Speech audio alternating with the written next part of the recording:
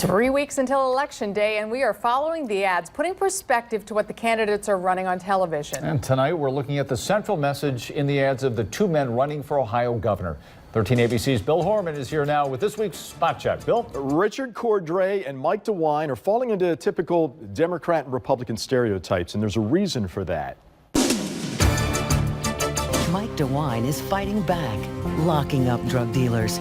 Mike DeWine is the law and order candidate in the governor's race. Mike DeWine sued to gut protections for people with pre-existing conditions, so they can drop you right when you need them the most. And Richard Cordray is the candidate who will protect us. At least that's what their ads imply. Cordray's campaign is focusing on health care and pre-existing conditions.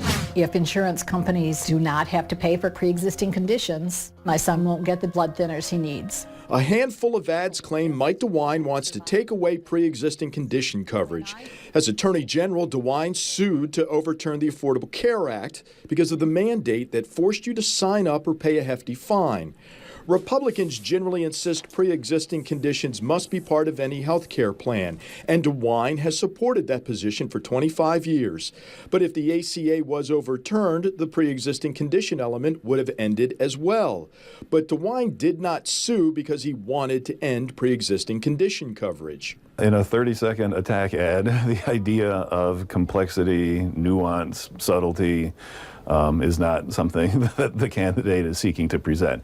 Professor David Jackson from BGSU says the Cordray focus on health care. It means more crime, more break-ins, more robberies. And DeWine's law and order call against Cordray's support for Issue 1 are easy ways to set up a contrast and own an issue. They are seeking to simplify the issues, create guilt by association, create negative feelings, anxiety and anger about your opponent, and create positive feelings about yourself. Issue 1 would keep some drug offenders out of prison, save some money, and emphasize treatment. DeWine claims it's Cordray's plan, but it's not. However, Cordray does support Issue 1. Anything that's simplified is inherently misleading. And these ads are repetitive. Richard Cordray's policies are dangerous. Say no to Richard Cordray. Mike DeWine is with the insurance companies, always been with the insurance companies.